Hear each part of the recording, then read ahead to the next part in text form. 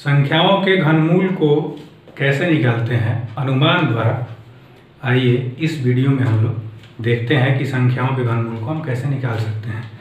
घनमूल को निकालने से पहले हम कुछ संख्याओं का घन यहाँ पे याद करने की कोशिश करेंगे। जैसे यदि हम 1 का घन करें तो इसका मान 1 आता है। यदि हम 2 का घन करें तो इसका जो मान आता है वो आता है 8। इसी तरह से हम 3 का घन करें, 3 का क्यूब करें तो इसका जो मान प्राप्त होता है वो यहाँ पे आता है 27। इसी तरह से यदि हम 4 का क्यूब करें तो ये होता है 64। 5 का यदि हम क्यूब करें तो ये होगा 125। यदि हम 6 का क्यूब करें 216 होगा।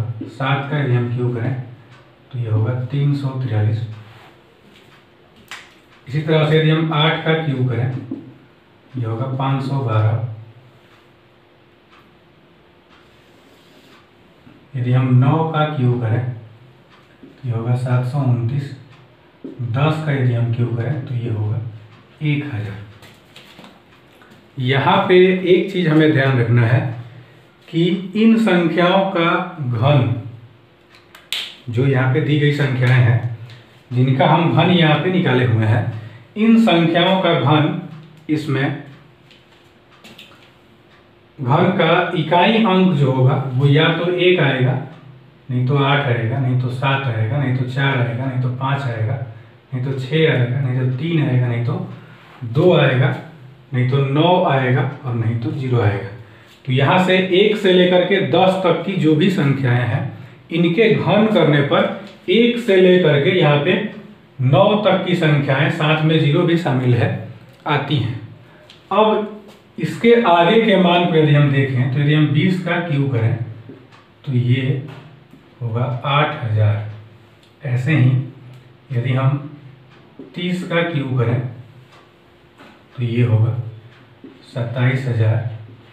ऐसे ही यदि हम 40 का क्यूब करें तो ये होगा 64000। ऐसे ही यदि हम 50 का क्यूब करें तो ये होगा 1,25,000। ऐसे ही यदि हम 60 का क्यूब करें तो ये हो जाएगा यहाँ पे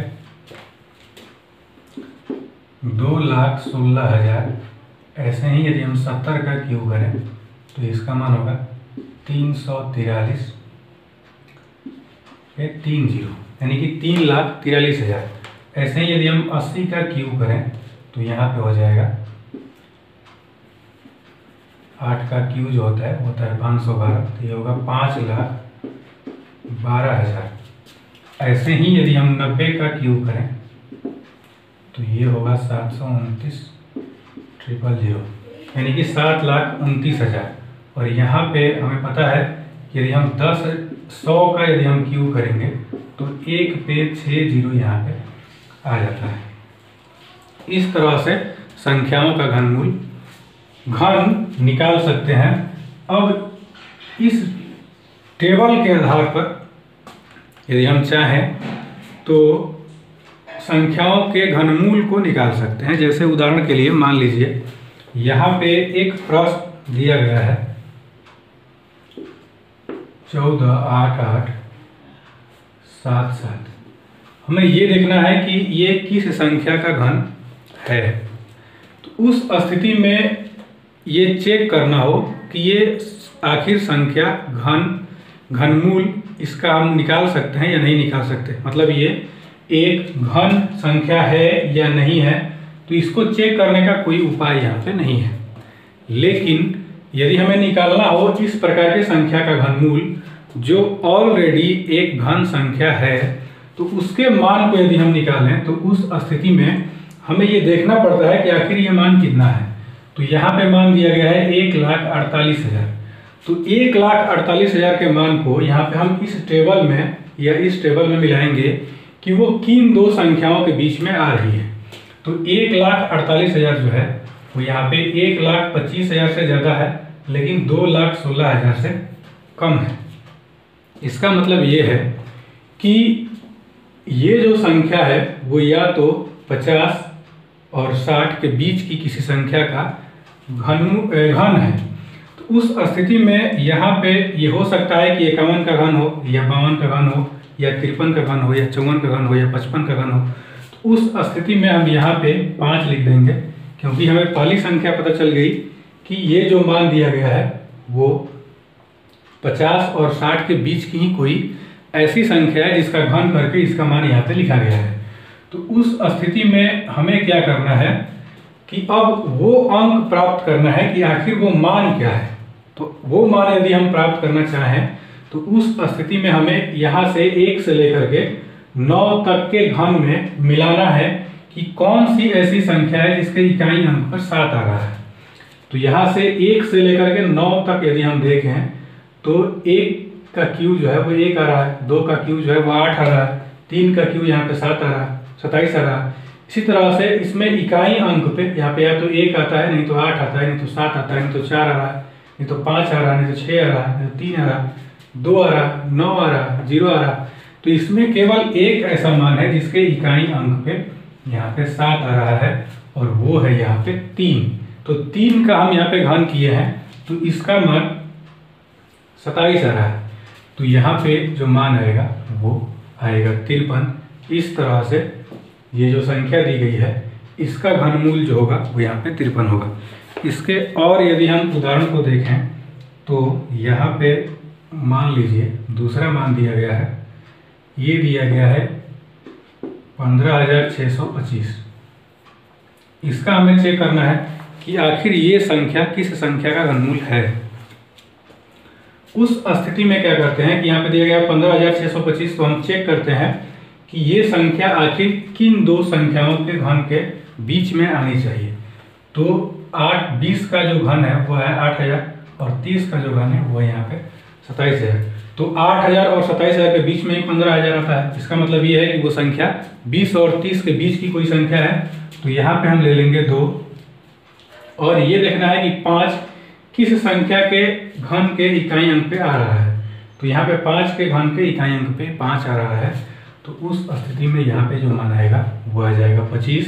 तो 25 इस दी गई संख्या का घन है, यानी कि हम यहाँ पे 25 का क्यूब करें तो उस स्थिति में जो मान प्राप्त होगा वो होगा 15,625। अब यहाँ पे अगला मान जो आया हुआ है, दिया हुआ है, इसमें तीसरा मान लीजिए दिया गया है 6,36,056। अब इसका हमें निकालना है। तो ये 6 लाख है, तो 6 लाख जो मान है वो यहाँ पे 80 और 90 के बीच में आता है, क्योंकि 80 का आता है 5 लाख के समथिंग और 90 का आता है 7 लाख के समथिंग। तो यहाँ पे इसका मान जो होगा वो 80 और 90 के बीच की कोई संख्या का घन होगा। ये उस स्थिति में यदि हम उस संख्या को निकालें तो यहाँ पे 6 दिया गया है, और 6 केवल यहाँ पे 6 के घन में यहाँ पे प्राप्त होता है इसके इकाई स्थान पे। तो ये जो मान आएगा वो 86 का घन होगा जो दिया गया मान है। अगला इसका मान यदि हम देखें तो इसमें दिया गया है 77, 86, 88। तो ये जो मान आया हुआ है दिया गया है 7,78,668। इसको यदि हमें चेक करना हो कि ये किस संख्या का घन हो सकता है, तो 7 लाख जो है वो 90 से ऊपर की है। यहाँ पे 7,29,000, ये 7,78,000, और 90 और 100 के बीच का कोई मान इसमें ऐसा हो सकता है। तो पहला इकाई अंक जो होगा वो 9 हो सकता है, और 8 जो है इसको हमें चेक कर लेना है कि 8 किस संख्या के इकाई स्थान पे आता है। तो 8 जो है वो 2 के क्यूब में इसके इकाई स्थान पर 8 आता है। तो ये वाला जो मान होगा वो 98 का घनमूल ये होगा। इस तरह से कोई भी ऐसी संख्या जो पूर्ण घन हो उसको यदि हमें चेक करना हो तो इस आधार पर चेक कर सकते हैं, लेकिन इस आधार पर हम उस संख्या को नहीं चेक कर सकते जो पूर्ण घन ना हो, क्योंकि इन संख्याओं में पूर्ण घन संख्याएं और जो पूर्ण घन संख्या नहीं है वो सारी संख्याएं आपस में मिक्स हो जाएंगी।